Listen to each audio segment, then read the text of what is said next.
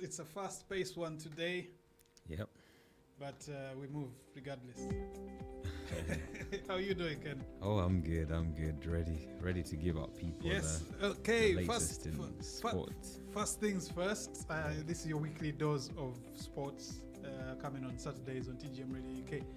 So first and foremost, the transfers. Season starting soon. What have you gleaned from the transfer season so far? Well, there's been a lot. There's been.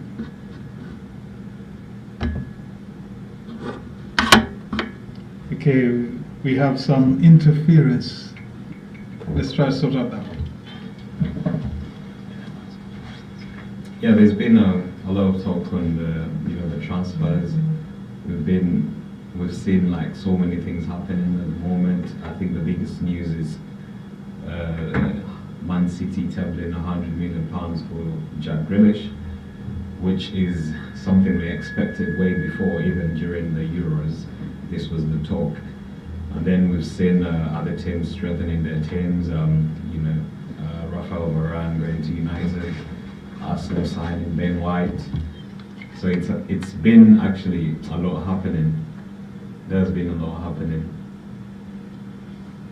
Yeah, a bit of technical issues. There's a bit of feedback. Anyway, we're trying to sort it out.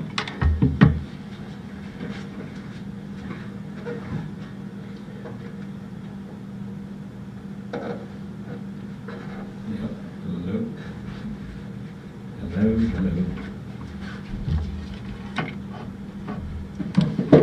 Check 1 2 1 2 1 2 1 2.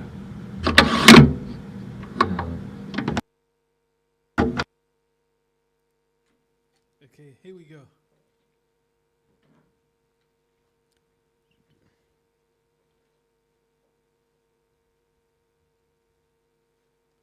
Hello. Yeah, I think that's quite better now. Okay, we're back. Jack Grealish for 100. Yeah, Jack million. Grealish. That's like the biggest news of the moment. £100 million, but it was expected even during the Euros. We've been getting the rumours, Man City, but obviously, as I said before, Man City was a team that, they would say we don't have the money, so they like playing these mind games. So they said before, when they actually tabled, they offered Harry Kane £100 million. They wanted to buy him, and then Spurs came on and said, well, we're not selling him. But he came out openly to say that he wants to leave in the summer. So we don't know if Man City will come and bring another offer for Harry Kane, but they came up to bring an offer for Jack Grealish. He's a type of player Pep wants. He actually mentioned it, that he's the type of player he needs in his team. And I feel probably by the end of this weekend or on Monday, Aston Villa will come up to accept the offer. Because I think the Aston Villa owners we're willing to give him out as long as we get the right offer. Yes, I mean £100 million. Yeah, it's not an offer to be overlooked. Yeah, I think it's a lot of money for them. If let's say one player you're selling one player at £100 million, I think you've got enough to bring in new additions that could. Yes. Obviously they may not be a Jack Grealish, but at least they can play that role of Jack Grealish. So I think that's the biggest news on the transfer market at the moment. Okay, Ben White has joined the Arsenal. Yeah, Ben White finally does. It's a deal that has gone through. This was highly expected. Anyway, during the Euros, he's a player they've been tracking. I would say he was the main target this transfer window for Arsenal, because he's a player that Arsenal came out to say that he's the type of player we want. They offered, I think, £45 million. Then that was the first bid. Then the second bid of £47 million. And then Brighton was like, no, we're not giving you at that price. The asking price was £50 million. And then till Arsenal met the asking price of £50 million and they've got their man. Feel it's a new addition to the team. I think it will strengthen the squad at the back. He's a type of player, obviously right now, if you're involved in the Premier League, if you're involved in the FA Cup, it gives, that squad depth. And I think he's a type of player, Mikel said, that he needs a centre-back who does not just sweep, but he's a type of player who gives those through passes like how Maguire plays. So I think it's a good addition to the Arsenal squad. Sambi Lokonga, Ben White. Yeah. and Nuno Tavares. Nuno Tavares, Yeah, and the Arsenal is looking for a goalkeeper as well. yeah. Does this seem to be like a solid Arsenal? I would say, considering that Arsenal is not vying really for any European Championship. I feel maybe they're trying to build for the future, because obviously if you look at the players they're buying, they're not buying fully established grown-ups. These are young lads. Ben White is 23. Nuno Tavares is, he's not yet 25 as well. So I think they're trying to build the team for the future. It may not happen next season, but maybe they're trying to build for the next seasons to come. But I feel if they've given Mikel funds, Arsenal was not a team that was buying players way before. But now I think the pressure, now the owners would want to show that, we want to, strengthen the team. So I feel it's a good addition. I don't know if this would help next season, how they would transition in the team.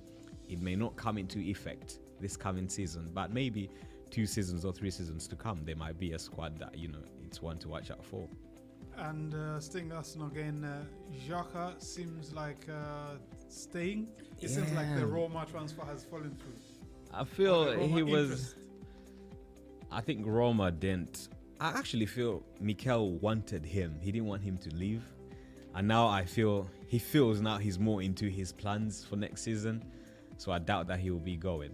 So right now I think he's in Mikel's plans. So maybe Mikel thought and he's like, maybe the type of player that will Xhaka is he plays his Swiss games very well. He's like the man. Yeah. When it comes to Arsenal, he's kind of a negative player. I think he seems to lose his confidence in the Premiership. I think it's to do with even how the fans treat him in Arsenal. When he comes to Switzerland, he's their captain. He's one they're looking out for. But fans react to how you play. Yeah, but so if you have 3 bad games, but fair enough. There's some games whereby he serves Arsenal, whereby he really plays well. Then Arsenal fans will come out and actually Xhaka played well. So he's one of those players that he's good. He's versatile. Last season he helped us when Kieran Tierney was injured. He was playing left back. He could play in the middle. So I feel he's one you can't lose. So obviously if you get Sami Lokonga, he's good. But is he well established enough for the Premier League? You will need backup. So if Sami Lokonga does not work out, does not play that he does not get into the team, he does not adapt quick, then Xhaka is the type of player to fit in the shoes. So I feel he should stay. And I think that was a good choice. Okay. Any other business anywhere else? Have you had anything about Pogba? News of Pogba. He's open to staying at United. He said he's open, but he's also looking at his next contract, because he said himself that the next contract will be his biggest or his last biggest contract of his career, because obviously right now he's aging. So he's looking to milk. So he's looking to. Situation. I think the decision he has to take is one. He has to think about, am I sticking to United? Is this the right offer? Because this is his last biggest contract of his career. So it has to be right. And obviously we've got teams across Europe, Barcelona, Juventus, that are eyeing out for him. So is it him saying that, let me go, maybe win trophies, silverware, or let me stay at United and maybe get the money? Because I'm sure United will offer him a juicy contract. But he's open to stay in, and the ball is in their hands to discuss the contract. So that's the news coming from United. United, business-wise, they've signed Rafael Varane, finally, from Madrid. I think he's expected to do his medical, but I think all the paperwork and the rest is finished. And I remember that was £40 million. And then when we go to Chelsea is also in advanced talks with Jules Koundé. Jules Koundé is a 22-year-old and he plays for Sevilla. He was on loan at Eibar. Sevilla put him on loan at Eibar last season. And he actually helped Sevilla qualify for the Champions League last season and was actually picked to represent France in the 2020 Euros. He's a centre-back. And he's 22, he's young, and I think he's the type of player that would fit in the Chelsea squad. Right now, Chelsea is looking at offloading some of the players like Zuma, who hasn't really performed. And obviously with them eyeing Jules Koundé, I think it will be a good addition to the Chelsea squad. They haven't bought so many players because I think their squad is well established enough and they've got a surplus. But I feel if they add Jules Koundé, Thiago Silva is a bit old. He will be a good addition to them. So that's the business at the Chelsea end. And when we go to Spurs, actually with Chelsea, they're in talks with Jules Koundé, but there's also an option of Abraham leaving. So they're also talking to different teams to get Abraham out of the squad. At one time linked to Arsenal as well. Yeah, he was linked to Arsenal, which I don't know if Arsenal would actually buy him. But yeah, probably they would take him out on loan. And go into Spurs. Spurs, they've completed the Gio Lamela swap deal. So Eric Lamela moved. So it was a swap deal between Eric Lamela. And obviously Eric Lamela has ended his 8 years at United. And then they're getting Gio, who played for actually the Spanish team, the 2020 Euros. He was actually picked, but then he wasn't called for the final squad because remember their manager picked a few players and he was like, these will be enough, but he was actually picked. He's a 20-year-old and he has signed a 5-year contract with Spurs. At the moment he's representing Spain at the Olympics. So I think it will be a great addition to the Spurs team as well. So the big teams have been busy. Chelsea not so much. They're still in talks with Koundé. Man City is still eyeing. They've tempered the £100 million for Jack Grealish. United has got their players. Sancho. They're looking at tying Pogba down for another contract. Rafael Varane. Arsenal, Ben White, Sami Lokonga, Nuno Tavares. So I think the teams have been busy. I think Liverpool is the one team that has not been really active. The last player they bought was Konate, who is a centre-back from RB Leipzig. So I feel it's... let's wait. I don't know. The transfer window is still open and business is still going on as usual. So let's expect. I think we expect. But the big names right now, I think it would be Jack Grealish going to Man City. If that goes through, I think that will be the biggest transfer. And it will be the most expensive Premier League transfer of all time. Keeps going higher and higher and higher. Yep. Well. The Olympics have started. Well, they started a week ago, but the stuff that we look forward to most is athletics. And that kicked off the other day or yesterday. And a few people are winning medals already. Yeah. Very notable in that was the 10,000 meter race. With the two Ugandans. With the two Ugandan contenders there. But there was won by Barega, the Ethiopian. It was interesting tactic-wise. Yeah, it was interesting because I was following it, and at the start they were saying, is it Issa?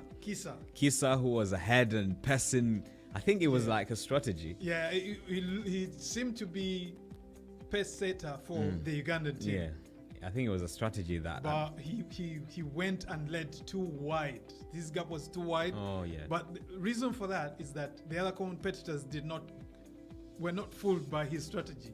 Because normally when the pace setter moves, they also move. They move with him to try to close the gap. But they didn't. So he really wanted to tire the competition. Yeah. But they didn't move. But at least he gave it a try. So obviously they won the medals, but I think maybe it added something to it as well. Also, I think the Ugandan team's timing of the last kick was they not were outsmarted by the Ethiopian. Yeah, they didn't know when he would go. Yeah. And when it was time for him to go, there was two Ethiopians boxing the Ugandans in, so they couldn't come out in the outside lane to make a move of it. Because I felt at the end when they were reaching the finish line, I actually thought that Cheptegei would he had an extra 2 steps to gain. Oh yeah. So if that had happened earlier, probably it could have been a photo finish or something very close. Is that the only race he was involved in, or is there another race that they will be involved in? I think they might be involved in the 5,000 meters. Ugandan has already been involved in the 3,000 steeplechase. and he didn't do well. Yeah, finished 7th. Yeah. So yeah, for this long distance, I think they still have the 5,000 meters, and there's still the marathon. Yeah. I'm not sure if these guys are in the marathon though. I think. Well, I need to revise. Probably, my I think notes. Tgm might be in the marathon. So would we say that these are the first medals of Uganda? Yes, these are the first medals. Yeah. The other person who did compete was Kathleen Noble, Yeah.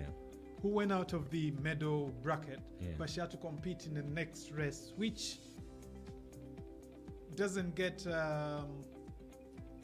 Well, it's at the Olympics, but doesn't score Olympic Okay. marks. Mm. What it scores is like a world championship marks. Okay. So Kathleen Noble came second in that race. Which is good. She did well, improving her all-time best, and that's a Ugandan record anyway, because Yeah. rowing in Uganda is Yeah, not nice. really that big. Yeah. So that's it. With Uganda still has Halima Nakai and another lady. I forget. Halima Nakai, who qualified for, I think, the semi-final that heat. She Yes. came out 4th, and she's into the final race. So that's how athletics is going on. In terms of Team GB, I just been watching an interview by Dina Asher Smith, Yeah. who is literally, she should have been this time Yeah. Great Britain's poster girl, Yeah. but she's had injury problems. She ruptured her tendon. So is she competing in these ones? She is competing. I think she's competing for the 100 meters, which is surprising to me because she dropped out of the 200 meters because she's not really fit. So how can you drop out of the So- 200 and? It looks to me, okay, 200 meters is a longer distance, so more demanding, but equally demanding Yeah, is the 100 100 meters because you need to Sprint, like yeah. you sprint right from the word go. You only have under 11 seconds to get to the finish. So seems to me that it's more. Well, we give kudos to our doctors and managers. Yeah. But I think that's. I don't think she's gonna be in the medals. Yeah, I think obviously the medals I know we've got is it's to do with the dive. Was it the diving?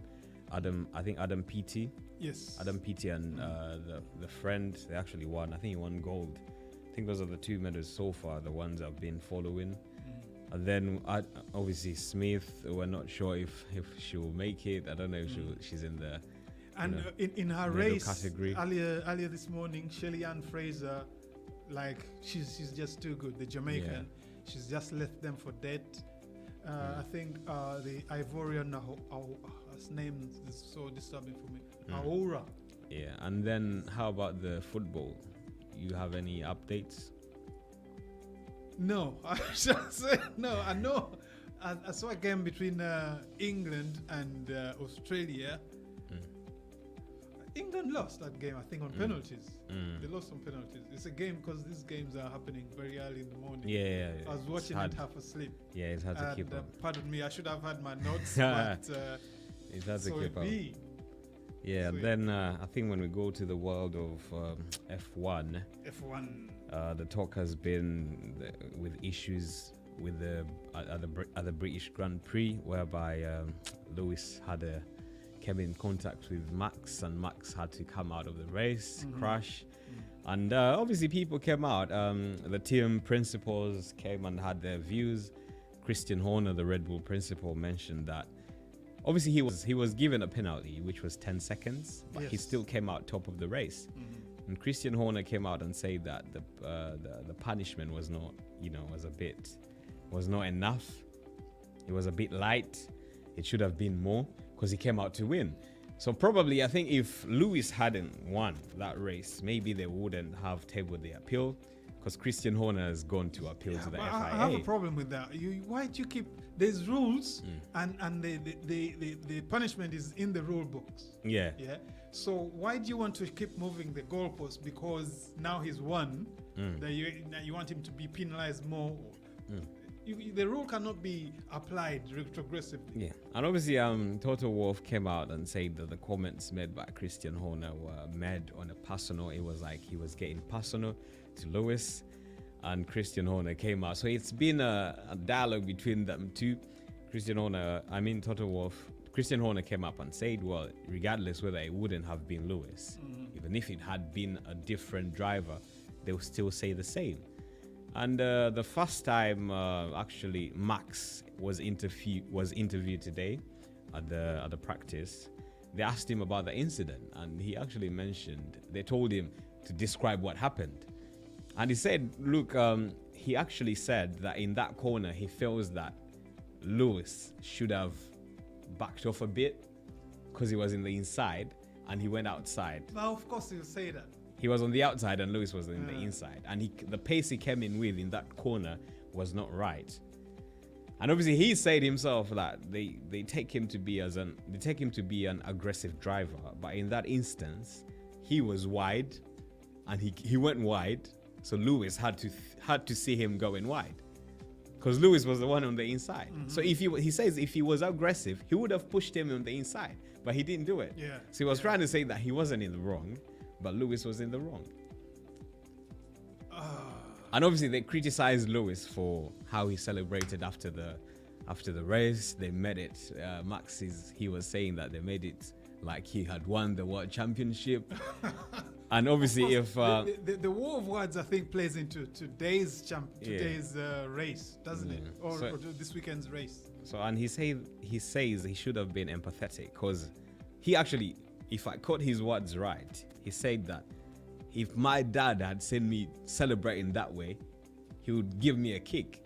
Because if obviously your competitor crashed out, why would you celebrate in that manner? So that's why he was saying that he shouldn't. At least he should have given him, maybe that respect. Well, but it's not a friendly. Yeah, it's friendly match. It's a competition. So everybody, when you win, even if it's go-karting, the winner, even if it's a family union race, the winner will celebrate. But practice has been going on, and Lewis Hamilton has come up top in today's practice. Qualifying begins at 2 p.m. That's in about 11 minutes. Yeah. What else has happened? Mick Schumacher will have a 5-grid penalty for change of gearbox following his crash in the final practice.